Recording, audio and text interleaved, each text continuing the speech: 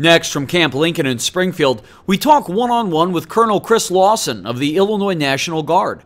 We hear how the role of the Guard has changed dramatically over the last 25 years and is now a main component of the nation's national defense policy. Colonel Lawson, who will soon be deployed to Afghanistan, also talks about the integration of the Illinois National Guard with NATO partners in combat zones. This runs about 50 minutes. Colonel Chris Lawson with the Illinois National Guard. Thanks for joining us on the Illinois Channel. It's my pleasure. Thank you. We wanted to touch base. I often tell people that if they really want to know what Illinois is about, they should think of it as a nation. And then one of the things I point to is that we have an army that's in a fighting war, and that is the Illinois National Guard. And I think there's a lot of misunderstanding, or perhaps not even a reflection often, of the fact that we have the Illinois National Guard and what their role and mission is. So we wanted to take a little bit of time to talk to you, about that, and then some of the things that you personally are going to be engaged in. So in a broad view, what is the role of the Illinois National Guard? The role of the Illinois National Guard is to respond at the direction of the governor whenever our state is in need, whether that be crisis, emergency response, disaster. We're there, and we're well worked in with our actual first responder community, with the Illinois Emergency Management Agency, as well as the state police, and that's something that we're very proud, that whenever our state is called, we've been there to respond, as well as our partnered states. We recently went out to Vermont and helped remote citizens in cities that could not be reached for medical care. We were in South Dakota, we were in Nebraska, we were Katrina, so we also helped our other states as a full citizen soldier, member of a community, but also a member to support our other communities. But the other part is that we are actually part of the United States Army and the U.S. Air Force.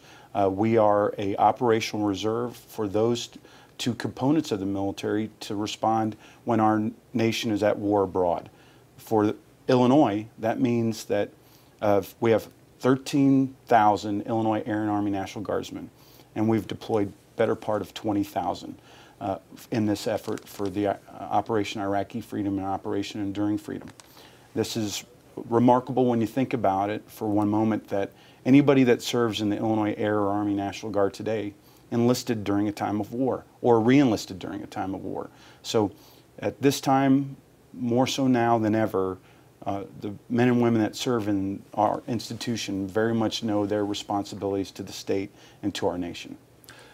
You served for 27 years, I think it was, in the Illinois National Guard. Absolutely. 23 years approximately, full-time? Yes. What is the typical service of a guardsman? Are they typically full-time for a limited period of years? Or are they part-time for a long time? Or how's that work? Really, what you see is a large group of our members that serve will only serve for up to 6 years. The 6 years of the initial enlistment, many of them don't complete that initial enlistment because it's also paired up with the time of where people start their lives. So they start going to school, they get jobs, they have families. So once they complete that first 6 years, the majority of people actually get out. And Illinois provides an amazing education benefit if you serve in the Illinois National Guard. The state of Illinois will pay for their tuition if they go to a state school. So we have, because of this, we have a very young Guard, because they're enticed to actually join, serve, receive the education. We have a very smart Guard. And so that's really the majority of those. And then about a third folks that stay on up to 12 years of those that enlist, about a third stay on. If they make it to 12 years, they're more inclined to actually retire. And that number has been, fluctuates from 70 to about 150 each year that actually will, out of the 10,000 guardsmen, Illinois Army Guardsmen, that's about how many will retire. So very few actually retire after 20 years of service. And I would suspect, and I don't have the statistics really, but I suspect it's a very small number of folks that stay on as a traditional guardsman past 30 years, really. On the full-time side, we are comprised of several different entities. We have active guard and reserve, that's an active duty officer or enlisted or NCO that works here who's active. But you have federal technicians, that are all technician service, and we also have state employees. So they have a variety of methods and ways that they serve that are all part of a full-time force of about 2,200 on the Air and Army side.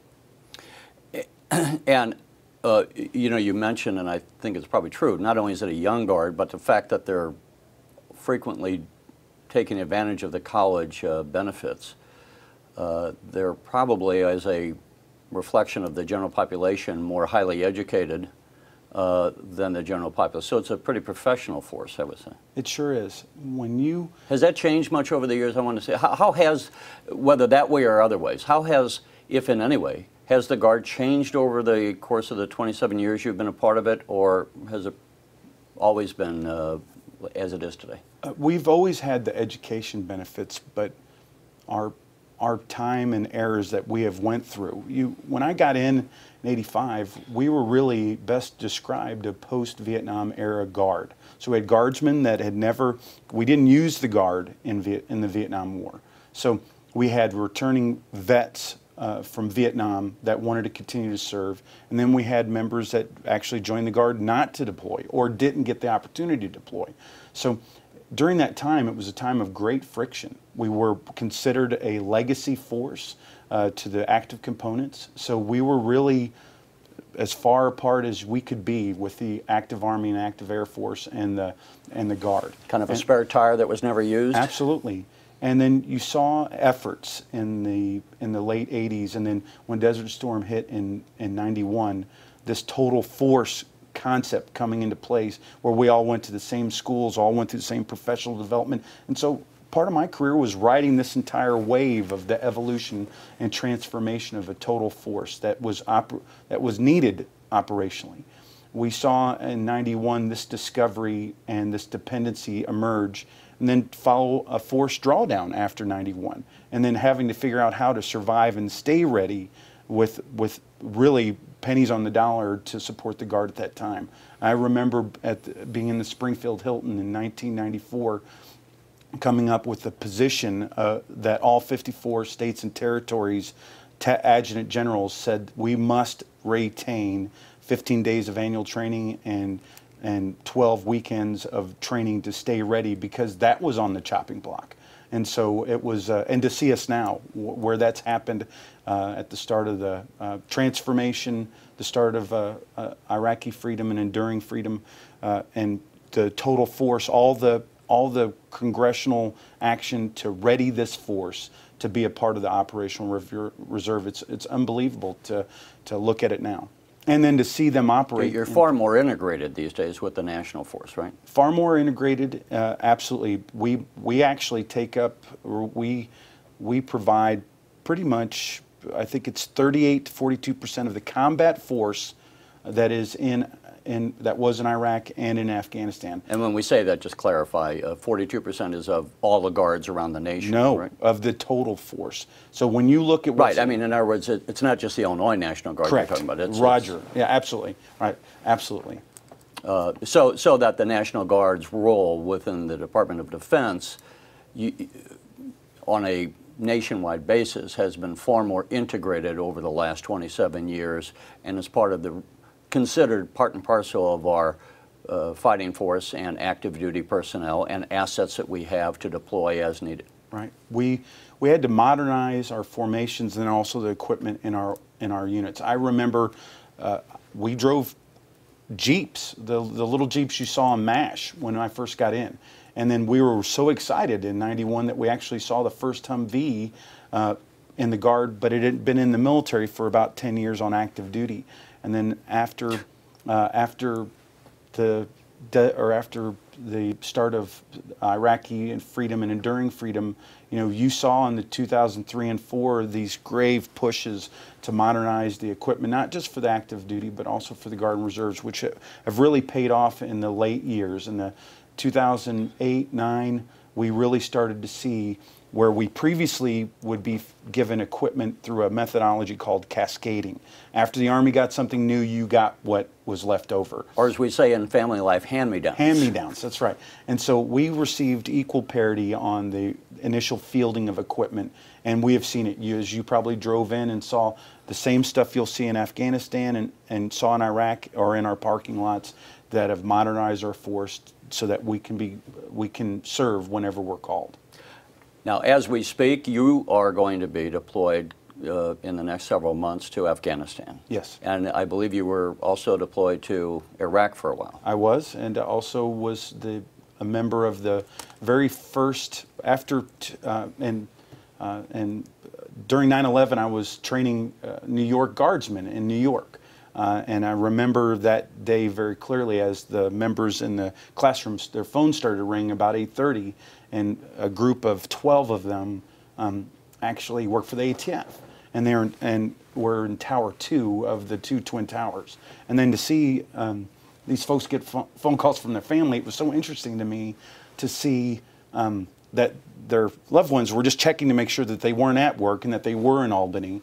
And then probably 3 months later, we received a call that we needed to increase force protection in Europe.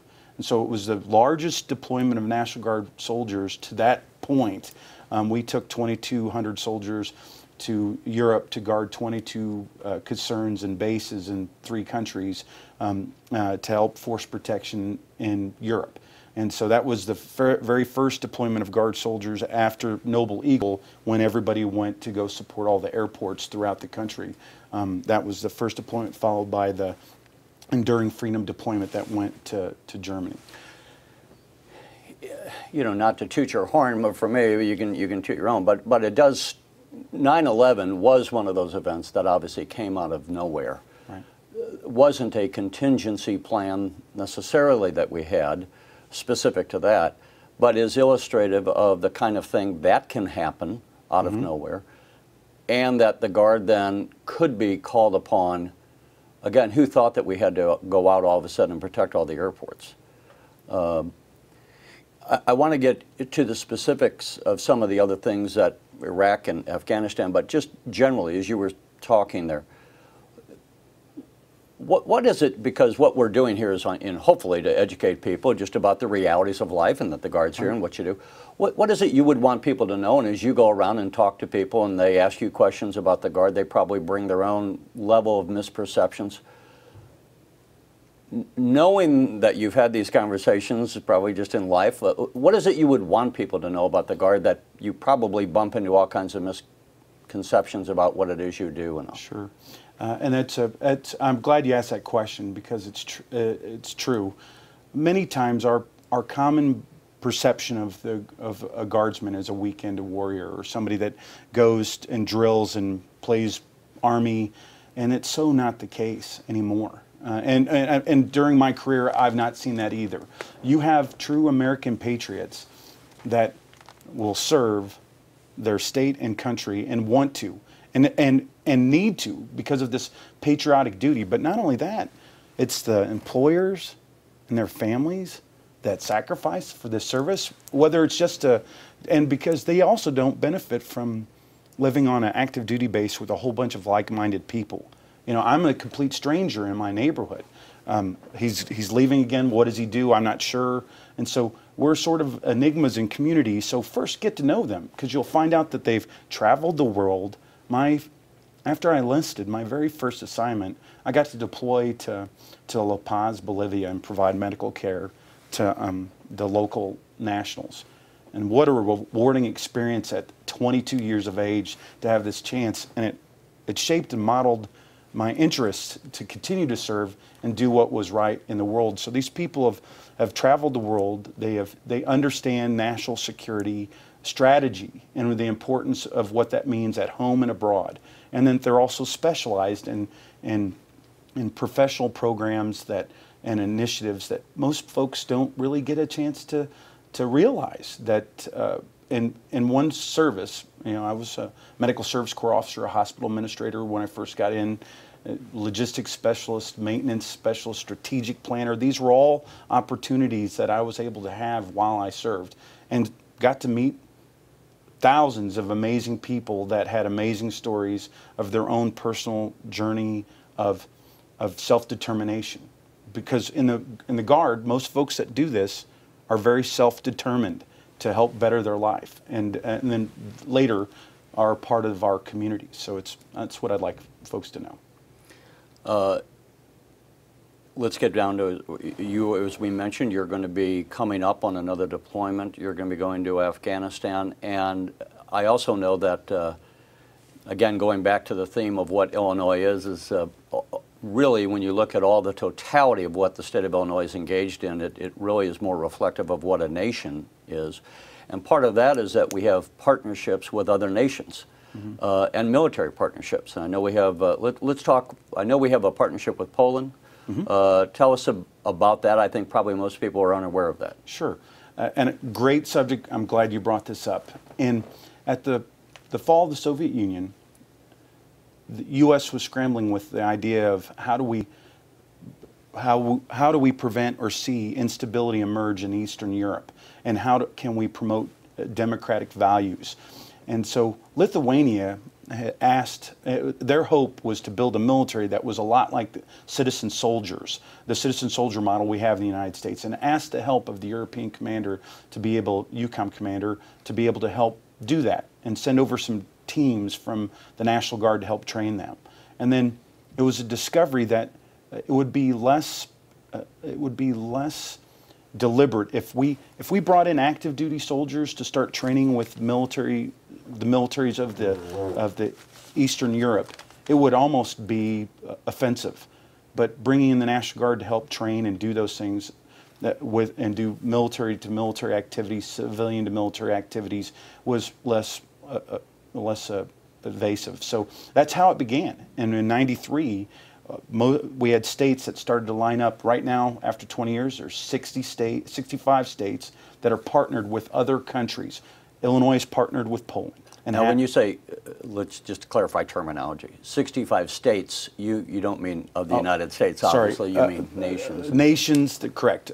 Some states and districts in the United States have 2 partners. So, but there's 65 nations that are partnered with U.S. states. Okay. And so '93 we partnered with Poland, and it was because really you try to link up demographics and economic interests that we're agricultural state, so is Poland. It's hard to believe, by the way, you know, that there are people in their late 20s, or probably even 30, who don't remember the time when it was the Soviet Union and the Warsaw Pact. Right. And that we were ostensibly, the Eastern European nations were the enemy. Absolutely. And so now, I just, for those who are 30 and below, it was a radical change, obviously, when the Soviet Union, or Russia changed government and went from the Soviet Union to where we are today. So we are partnered with the Polish, and in fact, NATO, which was before about 1991, just the Western European nations, right. Now includes quite a number of those formerly Warsaw Pact nations, Poland being one of them. They're now a part of NATO, and so joint defense forces. Our first endeavor was our charter from the combatant commander, the European command, and the U.S. Embassy was to help indoctrinate Poland into NATO training standards. That's our very first requirement. And then we moved on to the professionalization of their military, and then to the development of expeditionary capacity, which you have seen. We've been a part of that training initiative since '93. They've done peacekeeping missions in Chad and Lebanon and Kosovo. They've served with us in Iraq and Afghanistan. This capacity that they've provided their professional military, and then to watch that they left conscription, went to an all-volunteer force 3 years ago, 4 years ago. It's a sign of they're probably the most modern. Some of the work of their former Chief of Defense, General Shipchak, on modernizing their equipment. They're one of our most modern partners, and the traditional partners will always be there. Great Britain, Australia, New Zealand, Germany, France, but the emergence of Poland in this environment, they've provided 40,000 soldiers, 40,000 soldiers in Iraq and Afghanistan. And that's a number that I don't think many people know. No, I've never heard that. And that's 40,000 Americans that didn't go because of their commitment to democracy, their commitment to their alliance with the United States. It's quite remarkable. What also is a part of this is the co-deployment that I will be going on. In 2003, when NATO and U.S. asked Poland to join the coalition in Iraq, they said we will if we can go with our partners from Illinois, and so really, absolutely. So that was a caveat that if we went with them, we would go. And so since 2002, there hasn't been a day that a Polish soldier has been in Iraq and Afghanistan that hasn't served, not one day, not 1 hour, that hasn't co-served with the Illinois Guardsmen. How do you manage the integration? Obviously, there's a language barrier, so how is that overcome? Well, we do language training for our teams before they go. There isn't a single Polish soldier or officer that deploys that doesn't have a level of language proficiency. So communication is not as difficult as you might think at first. We have the biggest trouble understanding Polish and teaching this to each one of our members. And we also have Polish Americans that serve in the Illinois National Guard. So they're always part of our deployment packages, so that helps bridge that gap. I think many people have heard that Chicago has more Polish citizens than, or Polish American citizens than any other city in the world outside of Warsaw, I think. That's right. So that's helpful, I guess, you just mentioned. And you were saying the language of proficiency of the Poles, but meaning that they also know how to speak English to some extent. Right. Is it much of a challenge, or has it been overcome, the language? I think it's been overcome. We have co-deployed. This will be our 11th rotation in Afghanistan, and we have had 8 rotations previous to that in Iraq. And so during this time, I think the interoperability between us and our training programs that we do together that prepare us to work, we don't deploy together as strangers. We will, for example, in the last several months, their headquarters team went to Marseilles, Illinois, and we trained together in our soldier proficiency drills to start building that cohesiveness. And then we just returned from Fort Campbell, because we'll serve underneath the 101st Airborne Division while we're deployed. For the second time, we were there for the division academics and for the division mobilization readiness exercise that my Polish counterparts went with our team to go through that training. And then we will again train together in Kielce, Poland, and Vengeance, Poland, as we go through the battle group certification and our Bagram command post exercise, mobilization readiness exercise. This is before we even deploy in theater. So we are a well-integrated team, and it provides great pride to be able to serve in an organization that is two countries that have the same values and have the same national interests, that are able to serve together to a common cause. When you are with the Poles, is it that you're totally integrated, where, let's say, or do you assign the Poles the, let's say, logistics, and the Illinois forces are doing something different, or is it where if it's logistics to pick, and it's side by side, Polish and Illinois Guardsmen? Well, it's side by side. One of the biggest dilemmas for us was everyone wanted to believe that the Illinois contingency, the U.S. contingency that's going there, were actually LNOs that were instructing the Poles on what to do and directing what they're doing. No, I am a deputy task force commander. My boss is Brigadier General Sokolowski, Marek Sokolowski, and my other deputy for operations, Robert Maciek. We're all equals in a command team that work this. So we'll have an operations officer and a battle captain, and we'll be with that'll hold the shift that is opposite of possibly a Polish officer. So it is completely integrated, and the operations that we do together, they lead in the development of those those what we call operation orders, the design, the campaign design on what they're going to do in their sector. It's all their plan. Now, what makes it interesting is what we're going through today, and we are currently in transition and retrograde activities in preparation for security transition in Afghanistan. And so this is all new for everybody. It's new for U.S. forces, it's new for Polish forces. We have to put the Afghan National Security Force in the lead, and they have to take it. And are they taking it? Absolutely. I will tell you that we were quite fortunate in Ghazni. And I wanted to throw out, because I did want to get to Afghanistan, because again, I want to hear on an individual basis, using you as one example when you're deploying, what's it mean to a guardsman? But secondly, as you know, we're not getting a lot of reporting. During the Vietnam War, we had constant daily reporting out of the wars, and we get virtually nothing out of Afghanistan.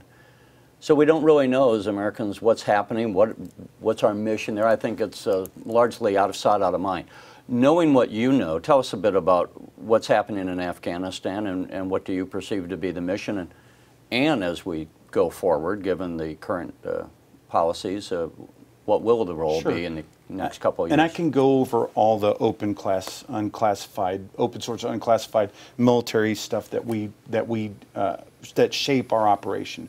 What I know is that we're going to focus on supporting the State Department and the whole government to actually have a line of effort in governance. And effects for governance is the ability that their government shows transparency, it's connected to its central government, it demonstrates a rule of law that is fair, and they are interested in civil rights, equal rights, human rights. And so supporting those endeavors, those initiatives, and providing the support to the State Department as a lead to get that done. U.S. forces will do that.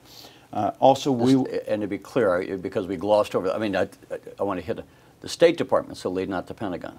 Correct. Yeah, in governance, absolutely. In governance. And okay. Security transition. This is a defense mission, and that security transition, we will transition, advise and assist the Afghan National Security Force to lead in all operations and demonstrate independent action and unilateral action once they are at a place to transition and execute unilateral action as a combined national security. That includes the uniformed police, the provincial police, the actual Afghan National Army themselves, working collectively together. And we feel quite fortunate to work in the Ghazni province because the Kandek, which is a battalion, the Kandek that works the security in that region of the Afghan National Army, have heard nothing but accolades. It is the crown jewel of that corps, and they do fantastic work. They do independent operations now, and the Afghanis. The Afghanis. Have you been to Afghanistan before? I have not. I've been to Iraq, but not to Afghanistan. What do you hear about the quality of the Afghan soldier? I mean, I've read that they're just not accustomed to being a professional force, and that they often just would walk away after getting their pay and go back to their villages. What I will say is I had the privilege to meet the 203rd Deputy Corps Commander and the Corps Sergeant Major of the 203rd Afghan National Army last week. And I've served with a lot of folks that have deployed, and we've been receiving series of briefings. And I heard the same thing when I was in Iraq about the Iraqis. And I was a military advisor that lived with 4th Iraqi Division at K1 and helped build the 12th Iraqi Division and heard the same things. What's important to realize is that if they can exceed the enemy's capacity for combat effects, if they possess that capacity, then it's good enough. And where I think we challenge, we don't need them to be able to run and operate UAVs to engage and understand how that works. The thing I think what we often forget about is the patriotism it takes when I enlist in the military, I know that one of those decisions is that I may have to give my life for our country at some time, at some place. And God willing, that circumstance won't ever occur. But I never have to worry about my family giving their life for it. Every person that ever joins the Iraqi Army, Afghan National Police Force, Uniformed Police Force, votes with not just his life or her life, but their families, their children, their grandparents, and I don't think you do that willy-nilly. I think that that's a serious consideration that you have to think about when you serve, because you serve with the potential of having your entire family killed. And I'm signing up to support those people, that's for sure. If that's the pride and determination they'll use, whether it be in a moment where past experiences and past fighting and learning new techniques, tactics, and procedures to make them more professional and more developed, that's just a journey. And so that just takes time. And I can tell you that I can feel it and see it. I saw the pride, and listening to the Afghan command team last week take pride. And it's open source, I could talk about it, that were they worried about the insurgents not going back to Pakistan during the winter season? And they said, we hope so. We hope they don't leave, because we'll get them all.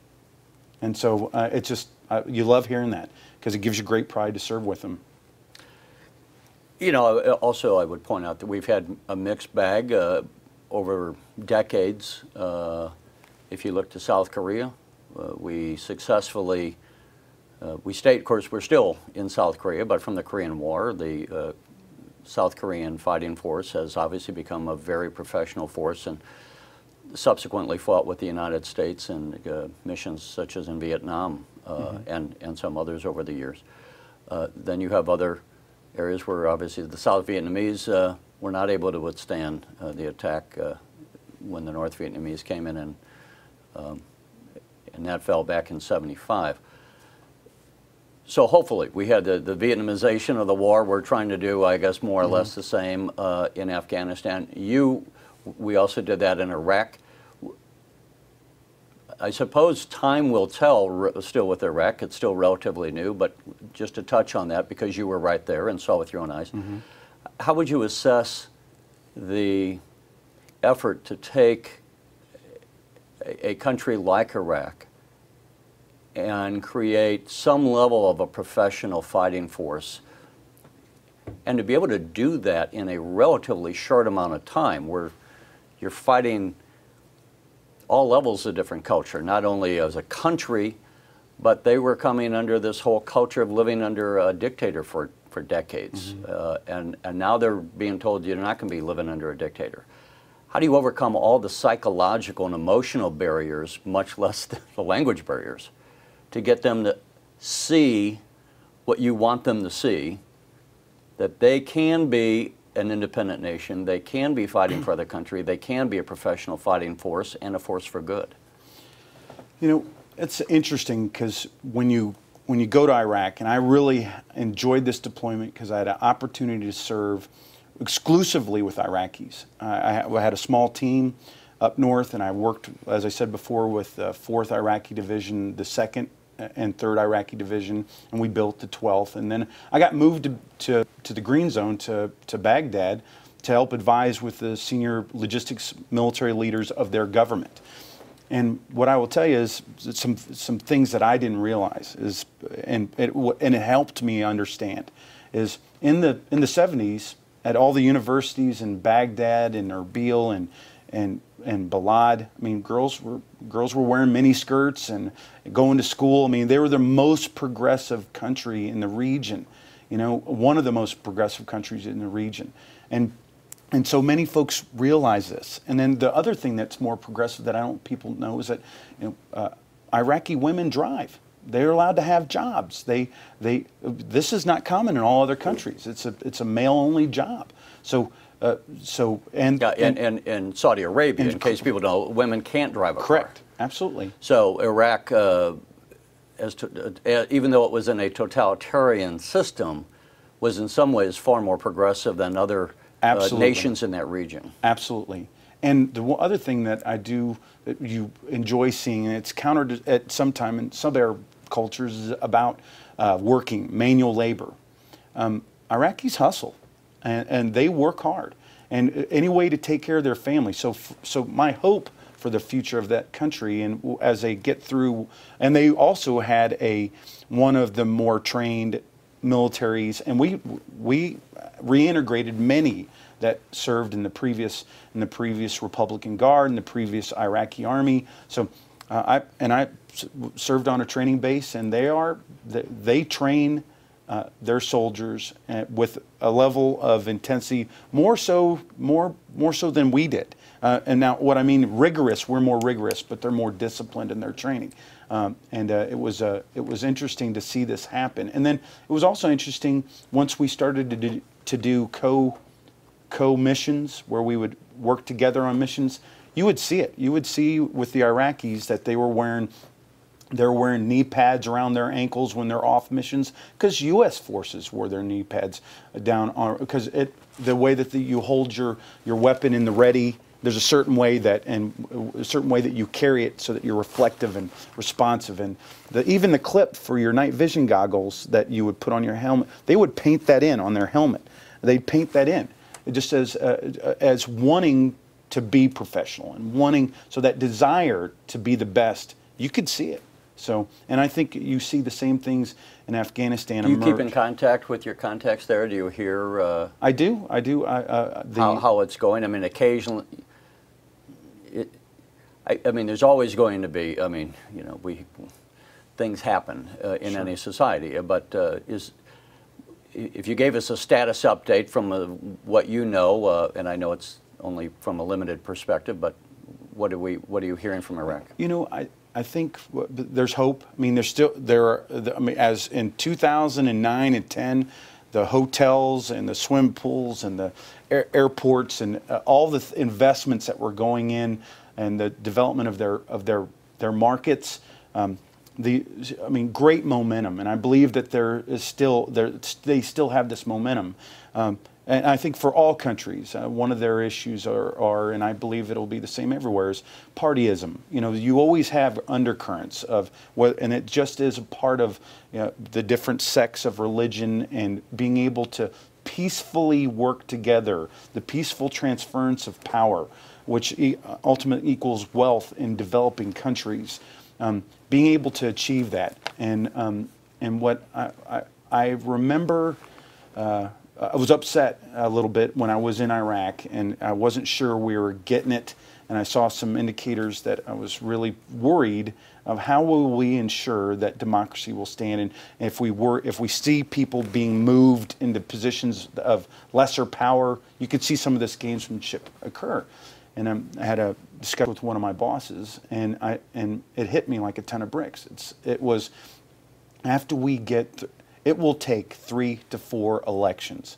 And if we get through 3 or 4 elections, we have now built a new generation, a new culture that will later take hold, and the peace process will then be restored and understood. And so you saw the same thing in Poland after their 3rd election, understanding how the peace process works and how the transference of power occurs, and realizing that if you are supporting the needs of the people and protecting their rights, that's how the electoral process actually takes power.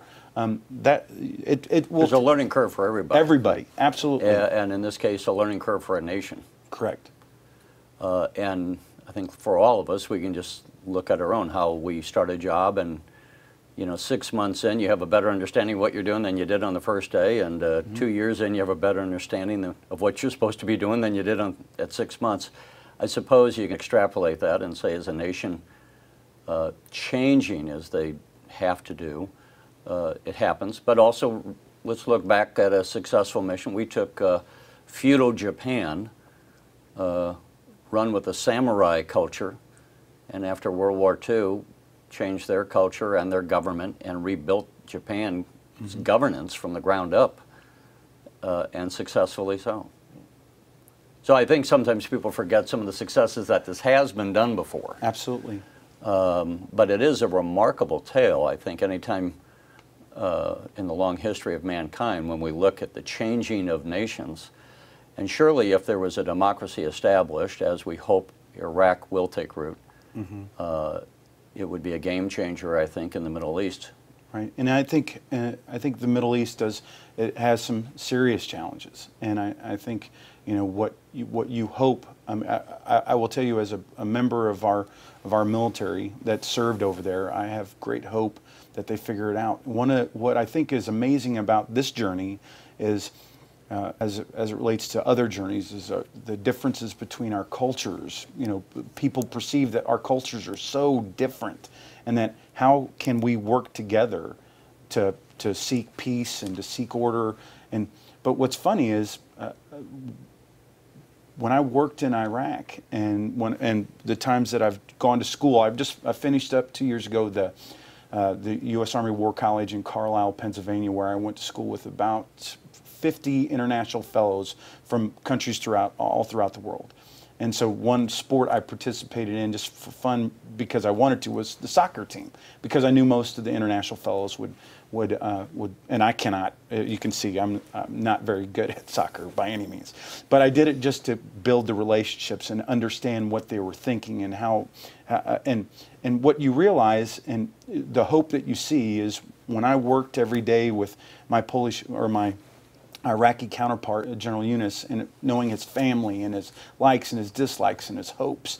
And then to be at the U.S. Army War College and to see the Pakistani officer and the Indian officer's children playing on the jungle gym and running around outside, is that we are not much different when it comes to what powers us. We want to provide for our families. We want to protect our families.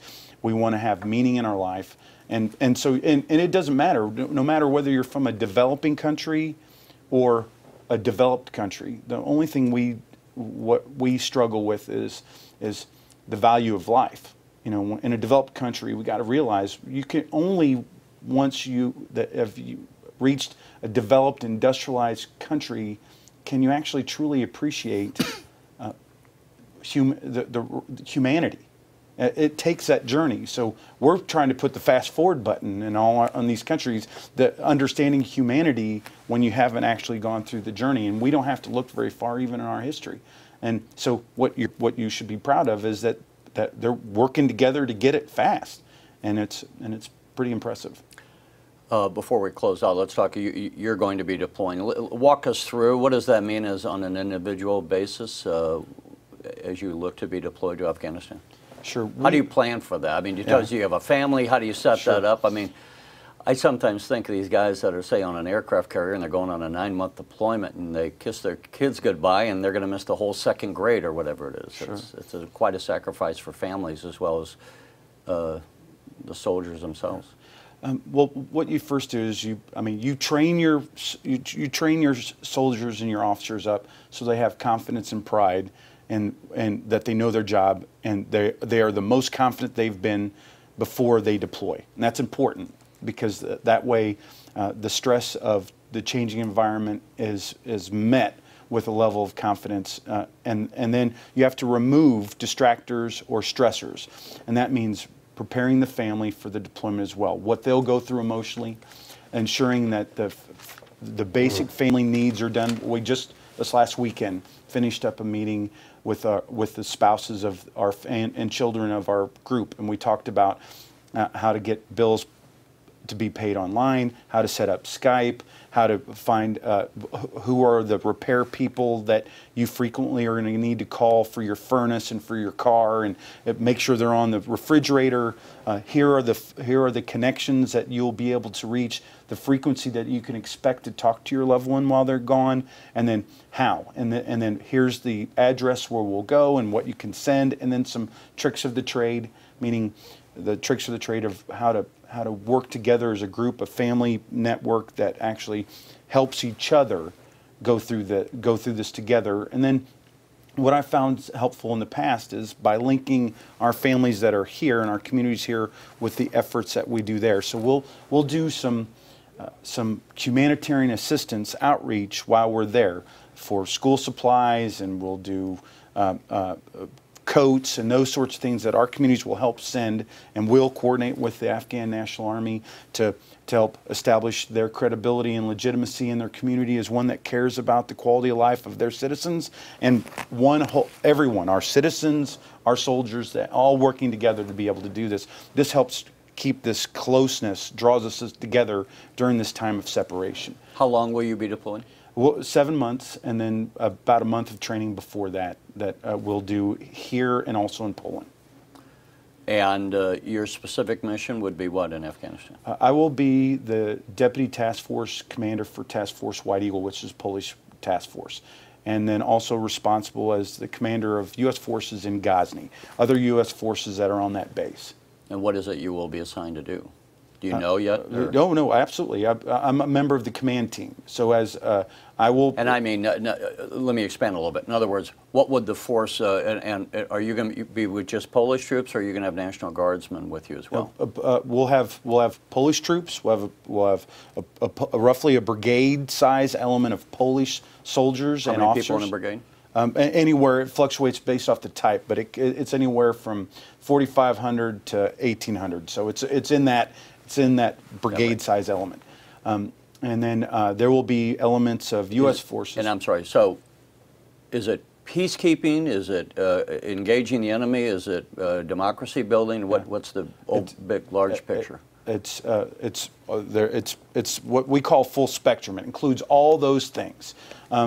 But specifically, our 3 or 4 major efforts will be, and there are 4 effort lines, and it's the support of the governance initiative, it's security transition, putting Afghan national security forces in the lead, and that professionalization and aspect, and advising and assisting them to get there. And then also development, supporting our provincial reconstruction teams to be able to build and support those essential services that support the local populace, and building the essential constructs to be able to have industry and agriculture and business, and supporting those things. And then also do a commensurate retrograde planning and preparation for when the U.S. forces leave and we revert to the enduring presence that will be there after the drawdown.